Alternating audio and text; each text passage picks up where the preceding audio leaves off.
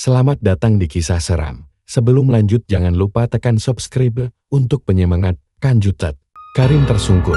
Tubuhnya bergetar hebat. Rasa sakit menusuk di setiap sendi dan kepalanya berdenyut seolah ada ribuan jarum menancap di dalamnya. Cahaya kebiruan di matanya meredup, kembali menjadi sepasang bola mata legam yang lelah. Parah. Santri berhamburan mendekat, membantu Kyai Abbas membopong Karim yang pingsan.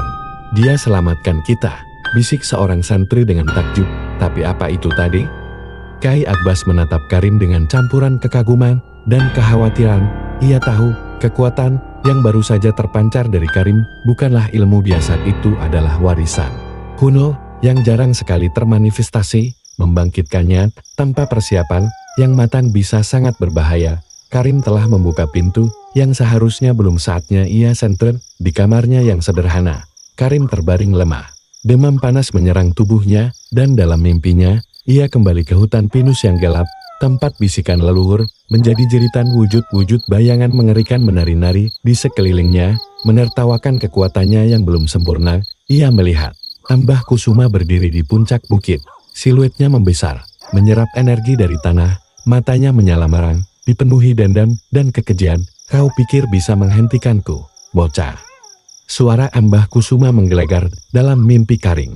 Kekuatanmu hanya setitik air di lautan amarahku. Aku akan tunjukkan padamu kehancuran sejati. Karim terbangun dengan napas terengah. Tubuhnya bersimbah keringat dingin. Kyai Abbas duduk di sampingnya. Wajahnya tampak lelah, namun tedun. Karim, ucap Kyai Abbas perlahan. Apa yang kau rasakan? Kekuatan itu, dari mana asalnya? Dengan suara serak, Karim menceritakan semuanya. Tentang bisikan-bisikan sejak kecil. Tentang gambaran kerajaan gaib tanah Sunda. Tentang beban yang ia rasakan di pundaknya. Ia juga menceritakan mimpinya tentang Mbah Kusuma. Tentang betapa besar kekuatan dukun itu. Dan bagaimana ia merasa kewalahan. Kyai Abbas mengangguk-angguk. Itu adalah ilmu warisan penjaga, Karim. Kekuatan leluhurmu yang diturunkan melalui garis darah. Kalian adalah penyeimbang. Mereka yang ditakdirkan menjaga gerbang antara alam nyata dan alam gaib. Mbah Kusuma ia adalah kebalikannya. Dia ingin meruntuhkan gerbang itu, menyatukan kegelapan dengan dunia kita demi kekuasaan abadi. Tapi kenapa dia memilih pesantren kita, Mah? Tanya Karim. Al-Mutakim adalah salah satu titik simpul energi terkuat di tanah Sunda, tempat berkumpulnya keberkahan dan ilmu. Menghancurkan Al-Mutakim berarti membuka celah besar, melemahkan benteng pertahanan spiritual daerah ini. Mbah Kusuma tahu, jika ia bisa meruntuhkan tempat ini, seluruh tanah Sunda akan menjadi miliknya. Kyai Abbas menghela napas. Kau adalah kunci, Karim. Kekuatanmu memang besar, tapi kau belum bisa mengendalikannya sepenuhnya. Mbah Kusuma akan memburumu, menggunakan segala cara. Tiba-tiba, suara langkah kaki tergesa-gesa terdengar dari luar. Seorang santri senior, dengan wajah pucat, muncul di ambang pintu Kyai.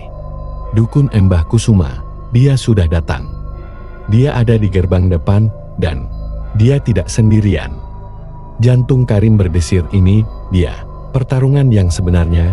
Ia mencoba bangkit, namun tubuhnya masih lemas. Kekalahan di ronde pertama telah menguras hampir seluruh tenaganya. Kau tidak bisa menghadapinya sekarang, nak, seru Kyai Abbas. Tapi Karim tahu, tidak ada waktu lagi. Ia adalah tameng terakhir. Jika ia menyerang, Al-Mutakim akan hancur, dan dunia nyata akan terkoyak oleh bayangan. Dengan sisa tenaga yang ia punya, ia berdiri, matanya kembali memancarkan secercah cahaya. Ucapnya pada Kyai Abbas. Bisikan leluhur saya tidak hanya tentang kekuatan, tapi juga tentang tempat persembunyian rahasia. Sebuah tempat di dalam pesantren, yang hanya bisa ditemukan oleh darah penjaga. Mungkin di sanalah petunjuk, atau sesuatu yang bisa membantu saya menguasai kekuatan ini seutuhnya. Kyai Abbas menatapnya, seolah ada percikan pemahaman di matanya. Tempat persembunyian, bisiknya. Aku tahu tempatnya. Sebuah ruang bawah tanah yang kuno, terkunci selama berabad-abad. Legenda mengatakan, hanya mereka yang memiliki darah murni yang bisa membukanya. Di luar, suara ledakan mengguncang pesantren. Mbah Kusuma sedang menunjukkan kekuatannya, menghancurkan gerbang utama dengan aura gelapnya. Teriakan ketakutan terdengar dari para santri yang bersembunyi. Aku akan mencoba menahan Mbah Kusuma sebentar, ucap Kyai Abbas, bangkit dengan tekad baja. Cari tempat itu, Karim. Jika ada harapan, itu ada di sana. Karim mengangguk. Meski tubuhnya lemah, tekadnya membaja, ia harus menemukan tempat rahasia itu, harus menguasai kekuatannya. Sebelum Mbah Kusuma merobek semua yang ia cintai, akankah Karim berhasil menemukan tempat persembunyian rahasia itu sebelum Mbah Kusuma menghancurkan Al-Mutakin? Dan rahasia apa yang menunggu Karim di balik pintu terkunci yang dijaga selama berabad-abad? Bisingan energi gelap dan ledakan-ledakan dahsyat mulai mengguncang pesantren. Mbah Kusuma benar-benar datang, dan Kyai Abbas, dengan segenap ilmu dan keberaniannya, telah maju untuk menahan sang dukun legendaris, jeritan, dan rauman makhluk-makhluk. Pesugihan terdengar jelas, menciptakan simfoni kekacauan yang mengerikan. Karim tahu, setiap detik yang ia buang adalah nyawa yang terancam. Mengabaikan rasa sakit yang masih membakar tubuhnya, Karim bergegas. Ia mengikuti petunjuk Kyai Abbas, sebuah ruang bawah tanah kuno, terkunci selama berabad-abad. Ingatan samar dari bisikan leluhur kini menjadi panduan yang lebih jelas, seolah ada jejak energi yang menuntunnya. Ia menyusuri koridor-koridor gelap, melewati ruang-ruang santri yang kosong, hingga akhirnya tiba di bagian belakang kompleks masjid. Di sana, tersembunyi di balik dinding yang ditutupi lumut, terdapat sebuah pintu kayu besar yang usang. Kuncinya berkarat, diselimuti aura kuno yang pekat. Ini pasti tempatnya. Sebuah simbol terukir sama di permukaan pintu, mirip dengan simbol yang ia lihat dalam mimpinya. Simbol yang terpahat di dada Kyai Hasan, itu adalah simbol penjaga, kunci, yang hanya merespons darah murni. Karim menyentuh simbol itu. Seketika, rasa panas menjalar dari telapak tangannya ke seluruh tubuh. Simbol itu berpendar, memancarkan cahaya hijau keemasan yang sama dengan kekuatan yang ia keluarkan sebelumnya. Kunci berkarat di pintu berderak perlahan. Lalu dengan suara berat yang menggelegar, pintu itu terbuka, menampakkan kegelapan pekat. Di baliknya, ia melangkah masuk ke dalam lorong sempit yang menurun. Udara di dalamnya dingin dan pengap, berbau tanah dan sesuatu yang sangat tua. Obor di dinding menyala satu persatu secara otomatis saat ia melangkah, menerangi ukiran-ukiran aneh di sepanjang dinding. Ukiran itu menceritakan kisah-kisah kuno tentang perang antara cahaya dan kegelapan, tentang para penjaga yang gagah berani, dan tentang ancaman yang selalu mengintai. Lorong itu membawanya ke sebuah ruangan melingkar yang luas di bawah tanah. Di tengah ruangan, terdapat sebuah altar batu dengan sebuah keris kuno tertancap di atasnya. Keris itu memancarkan aura dingin nun kuat, seolah ribuan tahun kekuatan telah terkumpul di dalamnya. Di sekeliling altar, terdapat berbagai kitab usan yang tergeletak di rak-rak batu, serta artefak-artefak aneh yang belum pernah ia lihat. Ini peninggalan leluhur, bisik Karim, takjub. Ia mendekati altar, tangannya terulur meraih keris itu. Saat jari-jarinya menyentuh hulu keris, gelombang energi dahsyat langsung menyerbu tubuhnya, jauh lebih kuat dari apa yang ia rasakan sebelumnya.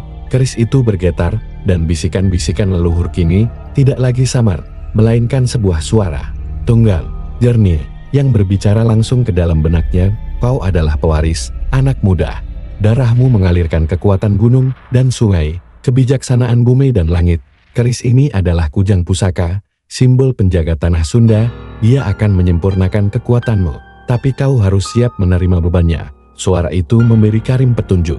Ia harus menyerap energi dari kujang pusaka, mengintegrasikannya dengan darah penjaga yang mengalir dalam dirinya. Itu bukan hanya tentang kekuatan, tapi tentang keseimbangan, menyeimbangkan energi positif dan negatif, menyeimbangkan alam semesta dalam dirinya. Di atas, ledakan yang lebih besar mengguncang seluruh bangunan pesantren. Dinding-dinding bergetar, dan debu berjatuhan dari langit-langit. Mbah Kusuma semakin beringas. Kyai Abbas mungkin tidak akan bisa bertahan lebih lama. Karim memejamkan mata, memegang erat kujang pusaka. Ia membiarkan energi kuno itu meresap ke dalam setiap sel tubuhnya. Merasakan tulang-tulangnya menguat, otot-ototnya menegang. Rasa sakitnya menghilang, digantikan oleh gelombang kekuatan yang meluap-luap. Kini, ia tidak hanya bisa bertahan, ia bisa menyerang, ia bisa membalas. Saat ia membuka mata, pupilnya menyala hijau keemasan, lebih terang dan stabil dari sebelumnya. Kujang pusaka di tangannya berpendar, beresonansi dengan energinya. Ia bukan lagi Karim, santri pendiam yang pemalu. Ia adalah penjaga tanah Sunda, bangkit dari kegelapan untuk menghadapi ancaman terbesar Mbah Kusuma. Gumam Karim, suaranya Tenang namun penuh otoritas, kau akan tahu bahwa kekuatan sejatimu tak ada artinya di hadapan warisan ini. Dengan langkah mantap, Karim berbalik. Ia siap meninggalkan ruang rahasia itu, siap untuk menghadapi Embah Kusuma, siap untuk menjadi tameng terakhir yang berdiri di antara dunia nyata dan jurang kegelapan, dengan kujang pusaka di tangannya dan kekuatan leluhur yang telah sempurna. Akankah Karim mampu mengalahkan Embah Kusuma dan mengusir ancaman yang menyelimuti Al-Mutakin? Pertempuran terakhir telah tiba dan nasib tanah Sunda berada di pundak seorang santri pendiam dari Sukabumi. Ledakan terakhir mengguncang pesantren hingga pondasinya, asap mengepul dari gerbang yang kini hanya menyisakan puing dan hawa dingin yang menyesakan menusuk setiap jiwa. Kyai Abbas terbatu. Tubuhnya terhempas ke dinding, jubahnya robek di beberapa bagian. Embah Kusuma berdiri di tengah kehancuran, aura hitamnya membara, matanya merah menyala penuh kemenangan. Di belakangnya, puluhan makhluk pesugihan siap menerkam, lapar akan energi kehidupan. Sudah habis, Kyai. Suara Embah Kusuma menggelegar, penuh ejekan. Semua perlawananmu sia-sia sekarang. Pesantren Al-Mutakim akan menjadi saksi kebangkitan kekuasaan sejati. Namun, sebelum Embah Kusuma sempat melangkah lebih jauh, sebuah cahaya hijau keemasan tiba-tiba muncul dari balik reruntuhan. Cahaya itu semakin terang, membentuk siluet seorang pemuda yang berdiri tegak. Karim muncul dari kegelapan, kujang pusaka berpendar di tangannya. Auranya kini berbeda, tidak lagi rapuh, melainkan kokoh dan penuh kekuatan. Matanya menyala, memancarkan kearifan yang tak sebanding dengan usianya. Embah Kusuma menyeringai, namun ada kerutan di dahinya. Jadi bocah ini punya nyali, kupikir. Kau sudah hancur bersama kekonyolan leluhurmu. Kekuatan leluhurku bukan kekonyolan, Embah, sahut Karim. Suaranya tenang, namun mengandung getaran ancaman. Itu adalah warisan, dan hari ini kau akan merasakan sendiri kekuatan penjaga tanah Sunda. Tanpa basa-basi, Embah Kusuma mengangkat tangannya. Bola-bola energi hitam pekat terbentuk di antara jemarinya, lalu melesat bagai peluru ke arah Karim. Itu adalah santet pamungkas, daya hancur yang mampu meluluh lantakkan apapun. Namun, Karim tidak menghindar. Dengan gerakan gesit, ia menyabetkan kujang pusaka. Kilatan hijau keemasan memancar, membelah bola-bola santet itu menjadi asap tipis. Keterkejutan terpancar di wajah Embah Kusuma. Ia tidak menyangka santri kurus ini mampu mematahkan serangannya semudah itu. Bagus, bocah. Kau sudah menyerap pusaka itu, tapi itu tidak akan cukup. Embah Kusuma kemudian melesat maju dengan kecepatan luar biasa, berubah menjadi bayangan hitam yang mencoba menerkam Karim. Ia merapal mantra-mantra kuno, mencoba mengikat Karim dengan benang-benang gaib. Tapi Karim kini lebih cepat, lebih tangkas. Kujang pusaka di tangannya bergerak membentuk pola pertahanan yang sempurna, memotong setiap benang gaib yang mendekat. Kau hanya mengandalkan sihir kegelapan, Embah, kata Karim, kini mulai menyerang. Sedangkan aku adalah bagian dari alam, bagian dari bumi ini. Karim menancapkan ujung kujang pusaka ke tanah. Seketika, getaran kuat merambat di bawah kaki mereka. Dari retakan-retakan tanah, akar-akar besar yang bercahaya mulai muncul, melilit makhluk-makhluk pesugihan yang berteriak kesakitan. Akar-akar itu memancarkan energi murni, membakar bayangan-bayangan itu, hingga lenyap tak bersisa. Itu adalah ilmu bumi, bagian dari warisan penjaga yang ia kendalikan. Melihat antek-anteknya musnah, Embah Kusuma dilanda amarah. Ia memusatkan seluruh kekuatannya, memanggil energi dari dimensi gelap. Langit di atas pesantren mendadak menghitam, petir-petir merah menyambar-nyambar. Wajahnya berubah menjadi mengerikan, matanya membesar dan taringnya memanjang. Ia memanifestasikan wujud aslinya, sesosok iblis yang dipenuhi nafsu kekuasaan. Ini adalah akhirmu, bocah, raung Embah Kusuma, melontarkan serangan energi yang jauh lebih besar. Karim berdiri kokoh. Ia merasakan energi Embah Kusuma begitu pekat, begitu dingin, tapi ia tidak gentar. Ia mengangkat kujang pusaka tinggi-tinggi. Cahaya dari pusaka itu menyatu dengan cahaya hijau keemasan yang keluar dari tubuh Karim, membentuk semacam pilar energi yang menjulang ke langit. Ia tidak menyerang balik, ia menghadang. Kembalilah ke asalnya, kegelapan, teriak Karim. Suaranya beresonansi dengan kekuatan alam semesta. Tanah Sunda ini menolakmu. Dua kekuatan dahsyat bertabrakan di tengah pelataran pesantren. Benturan itu menghasilkan gelombang kejut yang merobek tanah, menjebol sisa-sisa bangunan, dan membuat para santri yang bersembunyi berteriak. Energi hitam Embah Kusuma mencoba merobek pilar cahaya Karim. Sementara pilar cahaya itu berusaha membersihkan dan mengembalikan kegelapan ke tempat asalnya. Pertarungan itu berlangsung lama, terasa seperti keabadian, keringat membanjiri wajah Karim, namun tekadnya tak goyah. Ia memfokuskan setiap sel tubuhnya, setiap bisikan leluhur yang mengalir dalam darahnya, untuk menjaga keseimbangan. Akhirnya, pilar cahaya Karim mulai mendorong balik. Energi hitam Embah Kusuma perlahan-lahan mulai pudar, berbalik, dan menyerang balik tuannya. Tidak mungkin. Raung Embah Kusuma, kesakitan, kekuatannya sendiri kini menjadi bumerang, mengoyak tubuhnya. Ia mencoba melarikan diri, namun kujang pusaka di tangan Karim memancarkan cahaya yang lebih terang, mengunci pergerakannya. Kau telah melanggar keseimbangan, Embal, ucap Karim, dengan suara yang kini lebih berat, lebih bijaksana, dan kini alam akan menuntut bayarannya. Dengan tebasan terakhir kujang pusaka, gelombang cahaya murni menyelimuti Embah Kusuma. Sosok iblis itu berteriak kesakitan. Tubuhnya menyusut, lalu hancur menjadi debu yang tertiup angin. Hanya sisa-sisa energi hitam yang menguap ke udara, menghilang tanpa jejak. Ketika fajar menyingsing, cahaya pagi menyinari reruntuhan pesantren Al-Mutakin. Makhluk-makhluk pesugihan lenyap, langit kembali membiru. Karim berdiri di tengah kehancuran, memegang kujang pusaka. Ia lelah, tapi ada kedamaian di hatinya. Ia telah berhasil, ia telah melindungi pesantren, ia telah melindungi tanah Sunda. Ia adalah penjaga. Para santri dan Kyai Abbas keluar dari persembunyian mereka, menatap Karim dengan takjub dan rasa syukur yang mendalam. Mereka tahu, seorang pahlawan telah lahir di antara mereka, seorang santri pendiam dari pelosok Sukabumi, yang kini membawa beban dan takdir yang jauh lebih besar. Meskipun ancaman Embah Kusuma telah sirna, warisan Karim sebagai penjaga kini telah bangkit sepenuhnya. Tantangan apalagi yang akan menanti Karim dalam perjalanannya sebagai pelindung tanah Sunda? Dan bagaimana ia akan menyeimbangkan kehidupan santrinya dengan takdir baru yang memanggilnya? Fajar menyingsing di atas pesantren Al-Mutakim yang hancur, namun diliputi kedamaian yang baru. Debu pertempuran masih menempel di setiap sudut, dan sisa-sisa energi kegelapan perlahan menghilang, digantikan oleh aura suci yang kini terasa lebih kuat. Kyai Abbas, dengan bantuan para santri yang selamat, mulai memeriksa kondisi pesantren. Banyak yang rusak, tapi semangat mereka tidak goyah. Mereka telah menyaksikan keajaiban. Karim berdiri di tengah puing. Hujan pusaka masih tergenggam erat di tangannya. Kekuatan leluhur yang mengalir dalam dirinya terasa lebih stabil, lebih menyatu. Ia tidak lagi merasakan kelelahan yang mematikan seperti sebelumnya, melainkan energi yang melimpah. Meski bebannya terasa nyata di pundaknya, ia bukan lagi sekadar santri pendiam. Ia adalah penjaga. Kyai Abbas mendekatinya, memandang Karim dengan tatapan penuh hormat.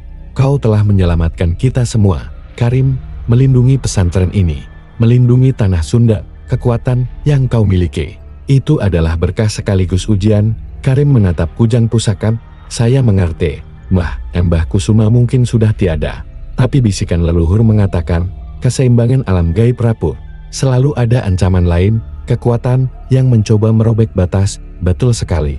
Nah, sahut Kyai Abbas, tugas seorang penjaga tidak pernah berakhir. Dunia ini membutuhkanmu, Karim, tapi ingat, kekuatan besar juga membutuhkan kebijaksanaan besar. Jangan biarkan kekuasaan mengaburkan hatimu. Matahari mulai meninggi, menyinari wajah Karim yang kini memancarkan aura berbeda. Ia tahu, hidupnya tidak akan pernah sama. Ia tidak bisa lagi menjadi santri pendiam yang bersembunyi di balik kitab-kitab usang. Takdir telah memilihnya. Beberapa minggu berlalu, dengan gotong royong, para santri mulai membangun kembali pesantren. Karim membantu, namun fokusnya kini terbagi.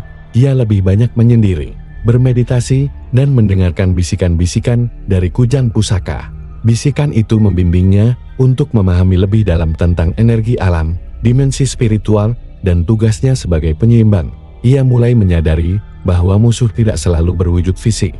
Terkadang, kegelapan bisa merayap dalam hati manusia, memicu keserakahan dan kebencian. Suatu sore, saat ia duduk di tepi sungai yang mengalir di belakang pesantren, Karim melihat sekelompok anak-anak desa bermain di kejauhan. Wajah mereka polos, tawa mereka renyah. Sebuah kesadaran menghantamnya. Ia bertarung, bukan hanya untuk pesantren, tapi untuk kedamaian sederhana seperti ini. Untuk masa depan anak-anak ini, ia memutuskan dia akan tetap di Al-Mutakin, namun perannya akan berubah. Ia akan menjadi santri yang belajar sekaligus guru, yang mengabdikan diri pada ilmu agama sekaligus melatih kekuatannya. Kyai Abbas menyambut keputusan itu dengan senyum. Pesantren ini akan menjadi basismu, Karim, ujar Kyai Abbas. Di sini, kau akan mengasah ilmumu, mendalami agamamu, dan menyempurnakan warisanmu. Ketika tiba saatnya, ketika dunia memanggil, kau akan siap. Karim mengangguk.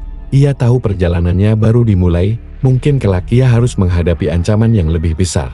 Melangkah keluar dari batas-batas tanah Sunda untuk menjaga keseimbangan.